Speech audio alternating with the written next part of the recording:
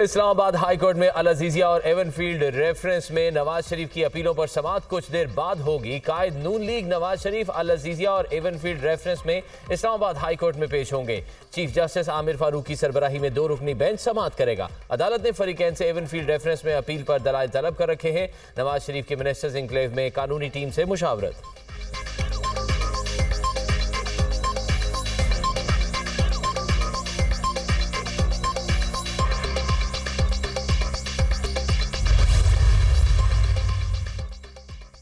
£100 million case में 190 million pound case में chairman PTI के जिस्मानी रिमांड की इस्तदा मुस्तरद। एहतसाब अदालत के जज मोहम्मद बशीर ने अडयाला जेल में समाअत के दौरान चेयरमैन पीटीआई को जुडिशल कर दिया। नायब हुकाम ने चेयरमैन पीटीआई के मजीद जिस्मानी रिमांड की इस्तदा की।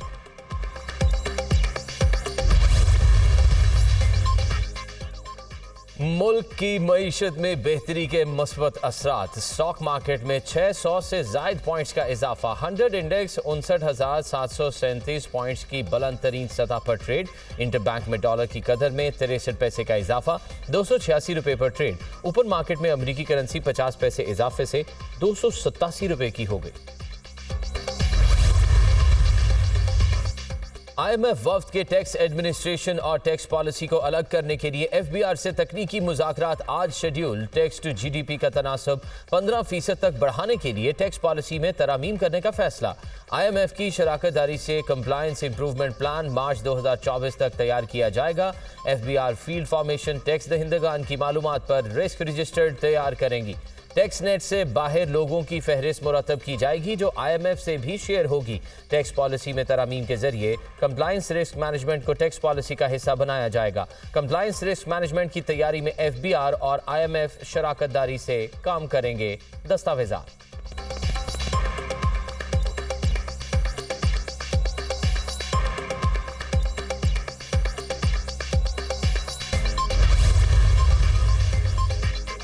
मियां साहब जो नारा लेकर चले थे, क्या वोट को इज्जत दे रहे हैं? आप कह रहे हैं एस्टैब्लिशमेंट साथ हैं, फिर आप चेयरमैन पीटीआई को बुरा क्यों कहते हैं?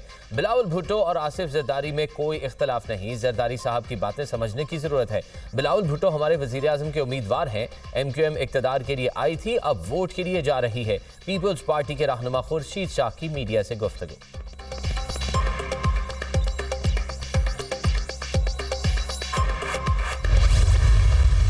स्मॉग का जोर बरकरार। स्मार्ट लॉकडाउन के बावजूद स्मॉग कम न हो सकी। लाहौर आज भी फजाई आलूदगी के लिहाज से दुनिया में पहले नंबर पर। Air quality index 353 record. भारतीय दारुल हुकूमत नई दिल्ली दुनिया का दूसरा आलूदा तरीन शहर करार। कराची फजाई आलूदगी के लिहाज से दुनिया में 30 नंबर पर आ गया। 3 रोजा स्मार्ट लॉकडाउन के बाद कारोबारी सरगर्मियां बहाल। शहरियों पर मास्क की पाबंदी बरकरार। अस्पतालों में स्मॉग से मुतासर मरीजों की तादाद में इजाफा। शहरी मास्क लाजमी पहने, तिब्बी माहिरीन का मशवरा।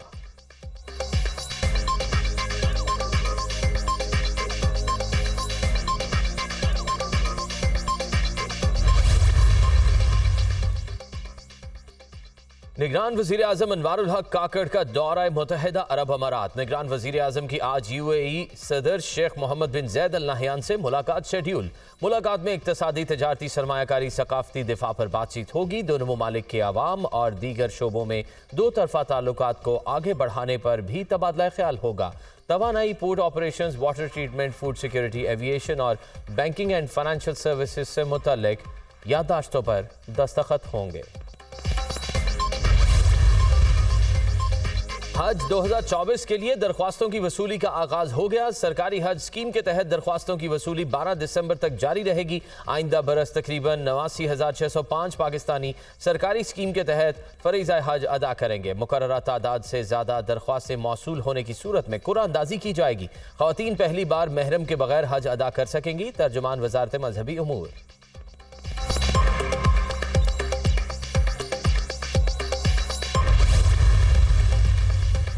नैब ने अहद चीमा को आमदन से जायद असासों के रेफरेंस में क्लीन चिट दे दी। बरियत की दरख्वास्त पर नैब की जमा कराई गई रिपोर्ट सामने आ गई।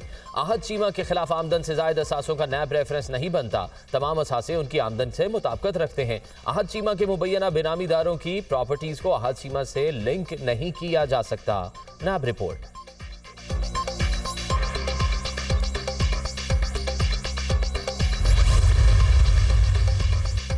सिटी कोर्ट कराची ने अली जैदी को इश्तिहारी करार दे दिया। अदालत का अली जैदी के खाके आवेजा करने का भी हुक्म। मुल्जिम की मनकूला और गैर मनकूला जायदाद की तफसीलात भी तलब कर ली गई। मुकदमे में नामजद हलीम आदिल शेख पर फर्द जुर्म आयद करने के लिए 9 दिसंबर की तारीख मुकर्रर। अली जैदी को हस्सान न्याजी को फरार कराने के मुकदमे में इश्तिहारी करार दिया गया।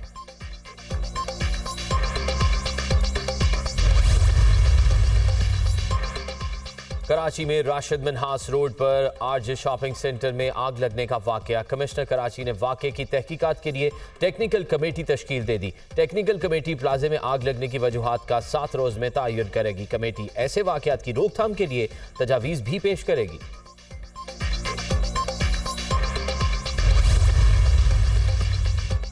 और इसराइल और हमास के दरमियान कैदियों के तबादले का तीसरा दौर। हमास ने मजीद 17 कैदियों को रिहा कर दिया। रिहाई पाने वालों में 9 बच्चों समेत 13 इसराइली, 3 थाई और 1 रूसी शहरी शामिल। कैदियों को रेड क्रॉस के हवाले किया गया। रिहा होने वालों की मजमूई तादाद 62 हो गई। इसराइल ने भी 39 फलस्तीनी बच्चों को रिहा कर दिया। रिहाई पाने वालों की मजमूई तादाद 117 हो गई।